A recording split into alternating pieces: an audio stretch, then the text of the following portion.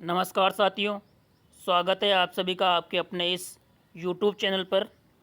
साथियों, यहाँ पर मैं आप सभी को आज की जो महत्वपूर्ण खबरें हैं उनके बारे में जानकारी प्रोवाइड करने वाला हूँ और इन खबरों के माध्यम से मैं आप सभी को आरपीएससी, एलडीसी एवं इसके अलावा एसएससी इत्यादि कई सारी भर्तियों के बारे में जानकारी प्रोवाइड करने वाला हूँ। तो इन सभी भर्तियों के बारे में जानने के लिए आप वीडियो को पूरा देखिए और यदि आप हमारे इस चैनल पर नए हैं तो चैनल को सब्सक्राइब कीजिए। साथ ही साथ बेल आइकन प्रेस करना ना भूलें दोस्तों, ताकि आगे आने वाले जो भी अपडेट्स हैं आपको मिलते रहें। साथियों, सबसे पहली जो महत्वपूर्ण अपडेट हैं वो वनपाल एवं वन रक्षक भर्ती को लेकर हैं। जिस प्रकार से आप सभी को पता है कि नवंबर माह में वनपाल एवं वन रक्षक भर्ती के लिए विज्ञप्ति जारी हुई थी। इसमें कुल 1128 पदों के लिए आवेदन किया जाना है और यहाँ पर वनपाल एवं वन रक्षक दो भर्तियों के लिए अलग अलग आवेदन किए जा सकते हैं। तो जो अभ्यर्थी दोनों भर्तियों के लिए या दोनों प्रकार के पदों के लिए आवेदन करना चाहते हैं तो अपने लिए दो तरह के फॉर्म अलग अलग फिल कर सकते हैं। तो इनकी जो महत्वपूर्ण डेट हैं वो हैं, यहाँ पर सबसे पहले देख लीजिए कि जो आयु होगी वो 18 से 24 वर्ष और 40 वर्ष, अर्थात कैटेगरी वाइज एवं भूतपूर्व सैनिकों के लिए अलग अलग जो एज हैं वो यहाँ दे रखी हैं। और महत्वपूर्ण तिथि यहाँ पर यह है कि इनके फॉर्म आज दिनांक 8 दिसंबर से भरना स्टार्ट हो जाएंगे। तो 8 दिसंबर से फॉर्म भरना स्टार्ट होकर 7 जनवरी 2021 तक फॉर्म भरने की अंतिम तिथि होगी। कैटेगरी वाइज फ़ीस जो होगी यहाँ दे रखी है। कैटेगरी वाइज इस प्रकार से फ़ीस प्रोवाइड की गई हैं। तो यहाँ फ़ीस की जो जानकारी प्रोवाइड की गई है उस आधार पर आपको कैटेगरी वाइज फ़ीस का पे करना होगा। इसके बाद में अगली महत्वपूर्ण अपडेट है यहाँ पर आपके लिए कि JRBT-MTS संयुक्त भर्ती बोर्ड त्रिपुरा से यहाँ पर 2500 पदों के लिए MTS के पदों के लिए भर्ती निकाली गई हैं। तो MTS के जो पद निकाले गए हैं 2500 पदों के लिए, उनके लिए 28 दिसंबर से आवेदन करना शुरू हो जाएंगे। तो कोई भी बेरोजगार अभ्यर्थी इस भर्ती में शामिल होना चाहता है तो यहाँ पर जो वेबसाइट प्रोवाइड कर रखी हैं उस वेबसाइट पर जाकर अपना आवेदन फिल कर सकते हैं। इसके लिए 11 फरवरी अंतिम तिथि होगी, 11 फरवरी 2021। उसके बाद में अगली जो महत्वपूर्ण अपडेट हैं वो प्राध्यापक भर्ती परीक्षा के लिए हैं। जिस प्रकार से आरपीएससी द्वारा संस्कृत शिक्षा विभाग की जो आरपीएससी परीक्षा है उसके लिए 14 दिसंबर से एग्ज़ाम शुरू हो जाएंगे और उसके प्रवेश पत्र जल्द ही वेबसाइट पर प्रोवाइड कर दिए जाएंगे। तो जो अभ्यर्थी इस भर्ती के लिए आवेदन कर रखे हैं वो अभ्यर्थी यहाँ ध्यान दें कि उनका एग्ज़ाम 14 दिसंबर से शुरू होने वाला है। यहाँ पर उसका टाइम टेबल प्रोवाइड कर रखा है। तो इसको आप चाहे तो इस PDF को या स्क्रीनशॉट को मैं आपको इस वीडियो के लिंक में दिए गए टेलीग्राम चैनल पर प्रोवाइड कर दूंगा, तो वहाँ से देख लीजिएगा। यहाँ पर अलग अलग सब्जेक्ट का यहाँ पर जो टाइम टेबल है वो प्रोवाइड कर रखा है। इसके बाद में अगली महत्वपूर्ण अपडेट है, जिस प्रकार से DPC के थ्रू कई सारे अभ्यर्थियों को HM एवं लेक्चरर बनने का मौका था। तो आचार संहिता के चलते उन कर्मचारियों पर भी रोक लगा दी गई है और लगभग 3800 कर्मचारियों को ठेस पहुंचाई है। यहाँ पर 3000 से ऊपर लेक्चरर एवं 600 से ऊपर HM बनने के दावेदार थे। तो DPC के थ्रू इन सारे कर्मचारियों की लिस्ट अटकी पड़ी है। इसके बाद में अगली महत्वपूर्ण खबर यहाँ पर है कि जिस प्रकार से बेरोजगार अभ्यर्थियों ने मांग की थी कि GAR रूल को हटाया जाए, तो माननीय शिक्षा मंत्री भाटी जी ने इस बात का संज्ञान लेते हुए गुड एकेडमिक रिकॉर्ड में छूट दे दी है और इसकी जो अंतिम तिथि है, फ़िलहाल अभी कोई नया नोटिस नहीं आया है। तो जो भी अभ्यर्थी आवेदन करना चाहते हैं शीघ्र अतिशीघ्र आज ही आवेदन कर दें।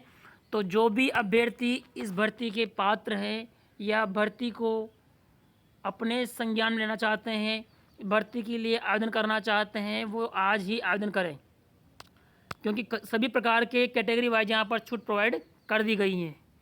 इसके बाद में यहाँ पर देख लीजिए, जो अभ्यर्थी BSTC जिसका नया नाम है प्री DLED, तो जो अभ्यर्थी प्री DLED की परीक्षा में शामिल हुए थे उनकी काउंसलिंग पुनः स्टार्ट कर दी गई हैं। तो काउंसलिंग प्रक्रिया में जो अभ्यर्थी शेष रह गए थे या जिन अभ्यर्थियों ने काउंसलिंग नहीं करवाई थी वो अभ्यर्थी अब पुनः काउंसलिंग करवा पाएंगे। इसके बाद में अगली महत्वपूर्ण अपडेट है यहाँ पर कि सबसे ज़्यादा ठेस पहुँची है बेरोज़गारों को। यहाँ पर जिस प्रकार से स्टेटमेंट लिखा हुआ है कि गहलोत सरकार देगी भिखारियों को रोजगार, लेकिन पढ़े लिखे बेरोजगारों को नहीं मिलेगा रोजगार। इस प्रकार से यूँ मान लीजिए कि बेरोजगारों के मुंह पर तमाचा है कि क्या कर रही है सरकार, किस प्रकार से मानसिक रूप से बेरोजगारों को प्रताड़ित कर रही हैं। ये क्या नया जलसा है या नया तरीका है बेरोजगारों को ठेस पहुंचाने का। यहाँ पर स्पष्ट रूप से लिखा है कि गहलोत सरकार भिखारियों को देगी रोजगार और बेरोजगारों को नहीं। तो क्या इसी प्रकार से अपन ने इसी कारण से सरकार का चुनाव किया था। यहाँ पर बहुत बड़ी जालसाजी दिखाई दे रही है। इसके बाद में महत्वपूर्ण खबर है कि स्कूल व्याख्याता की जो सूची है, जिस प्रकार से DV कंप्लीट हो चुका है, तो अब DV के बाद स्कूल व्याख्याताओं की जो अंतिम सूची है वो जारी करने पर रोक लगा दी गई है। और ये क्यों हुआ है? ये हुआ है आचार संहिता के चलते। तो यहाँ पर राजस्थान सरकार के अधीन आचार संहिता के चलते कई सारी भर्तियों पर, कई सारे कार्यक्रमों पर रोक लगी हैं। इसके बाद में अगली महत्वपूर्ण अपडेट है यहाँ पर कि राजस्थान सरकार की दूसरी वर्षगांठ पर प्रदेश भर में समस्त मंत्रालय कर्मचारी 17 दिसंबर को मनाएंगे वादा खिलाफी दिवस। जिस प्रकार से यहाँ LDC वाले कर्मचारी या मंत्रालय कर्मचारी जिन्होंने 17 दिसंबर 2018 को ग्रेड पे या वेतन मांग की वृद्धि करने हेतु धरना दिया था, उसमें एक कर्मचारी की मृत्यु हो गई थी।